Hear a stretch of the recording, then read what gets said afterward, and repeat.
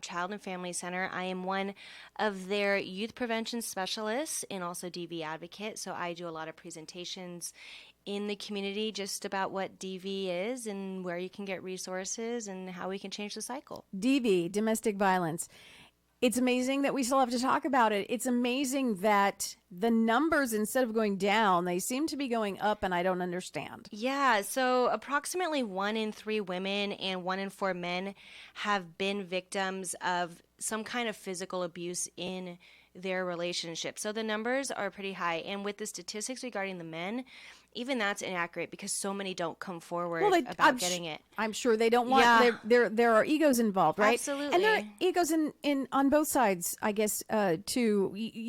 I just saw last night, and it's a TV show, so I just want to preface it's a TV show.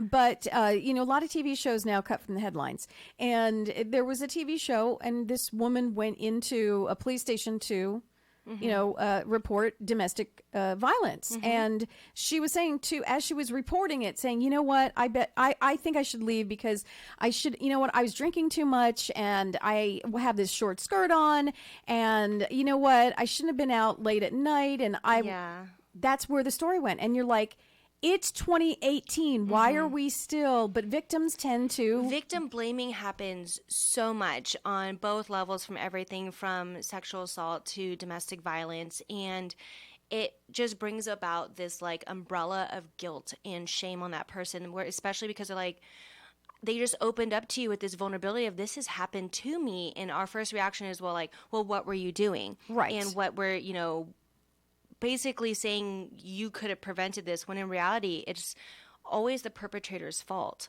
Absolutely. One day, hopefully, it will sink in with all the good work that organizations like the one you work with, they're constantly trying to do some good. I know I've seen the purple bracelets. Tell me about the purple bracelets everybody's wearing. So, purple is for Domestic Violence Awareness Month. And so we try to wear, and of course I'm not wearing my purple today, but I've got my bracelets on because it's a way for us to show that we stand in solidarity with survivors and people who are still in their DV situations. Last Thursday was Purple Thursday, so throughout the entire nation, people were wearing purple across the country to say, like, we're standing with you, we believe you, and we're here to support you no matter what your decision is. Is there like a bridge being built between domestic violence and bullying? Because I noticed bullying also has a purple colors. They wear purple shirts as well. I didn't know about that. But I know when you just educated me, so thank you. Well, I do know that we, in our presentations and what I do in the schools, we talk to the younger ones about bullying, because we have seen that if you're allowing bullying to take place and these kids are aggressive at a young age and aren't being, there's no intervention then the likelihood of them being aggressive towards a significant other is higher. It's because it's all linked with that violence and power and control. Is it a learned behavior, or what do you think? I think so, yeah. I always use this example when I'm in the schools, is that it's not like it's a brand new newborn baby that comes out and instantly is an aggressive person. Like, they have to learn it from somewhere. Right.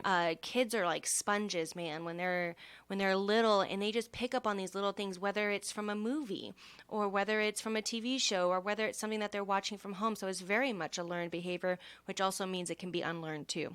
And that's what you're trying to do. Absolutely, you have a couple of events coming up. Yeah. Tell me about the events. Yeah, so we have something coming up this Wednesday at COC. It's called Our Voices of Power. It's an interactive billboard that allows people in a visual way to take a stand against domestic violence. Our slogan is, if you can see it, you can change it. So we have this big bulletin board that shows this bruised lady that needs help, and you have the ability to help her by taking a piece off of this puzzle, and then it starts to reveal this healed person underneath. And it's been really cool to watch the students at both COC campuses really taking the initiative at this. So we're going to be at the Valencia campus this Wednesday from 11 to 2 in their student center, and then we're also going to have it at our Child and Family Center coming up the following Monday. And so we'll have to give you the times for that. I think we're kind of still finalizing those. Okay.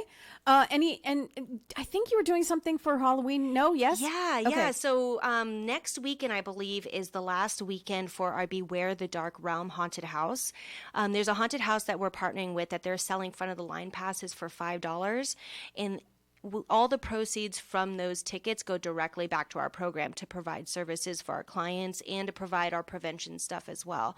So that is, I believe the remaining dates are the 26th and the 27th from 7 to 10 p.m. It's a really great haunted house from what I don't do scary, but I've heard it's pretty fantastic. It's a win-win for those who like to be scared. Yeah. It's a win-win. So definitely check that out. And come on, $5, that's nothing. That's a cup of coffee these days. So let's put it to good use for sure. Yeah. You have you're on social media. You have a website and you have a hotline. Can you run down and I want to preface this also by saying, if you're in the car right now and you think someone needs help or you need help yourself, and you can't write down any of these numbers or these websites, a couple of things you can do.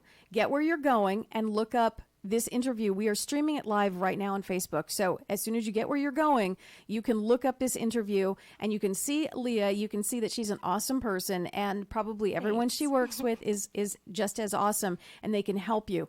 We will also have all the phone numbers and websites that you can go to. So when you get to where you're going, not to worry if you can't write anything down now, just replay the Facebook interview and you'll have everything. So Leah, why don't you go down the list of where we can find you and everybody you work with? Yeah, obviously the first one is always our website, childfamilycenter.org. You'll be able to find a drop-down menu for our domestic violence program. We have an Instagram that's geared towards our community outreach and our teen program, which is SCV_Healthy Connections. And then we also have our Facebook page, which is at Child Family Center. And then the most important thing that you can probably take away from us today is our hotline. This is 24 hours a day, 7 days a week, emergency crisis help.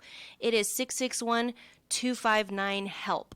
So real easy for you to even remember if you can't write it down, 661-259-HELP. What would you say to a person who says, yeah, he hit me once. So what would you advise that person? Oh, he was mad. He was in a bad mood, or he was drinking, or it's okay. Yeah. What would you advise? I would just advise them to at least know what resources are available for them. It does take someone roughly about 7 to 9 times to actually leave an abusive relationship. So it's 7 to 9 times. 7 to 9 times. There is quite a cycle where they keep the person locked in to where they start to believe, well, it was only one time. Like, there's more good than bad. Because they start to focus on this honeymoon phase where it's a lot of apologizing and gifts and that sounds like textbook excuses. Pretty much. It is. So once the hand is raised, you need to call. You need to reach out for help, and it's hard. It is. It is so hard to do it, but we have the numbers, we have the resources, and biggest thing is to know you are not alone. Absolutely. Unfortunately, Leah, you were just telling me these statistics. It is so horrible and shameful and sad. It's all those adjectives that you can put in there that we're still dealing with this, but know that you're not alone. And your situation, you might think your situation is something special.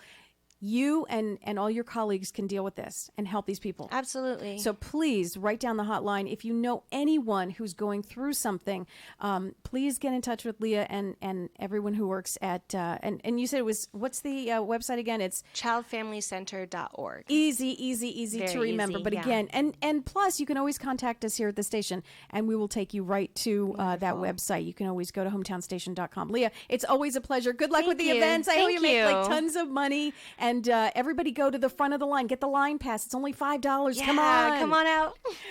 Leah, we'll see you soon, okay? Of course. Thanks. Okay.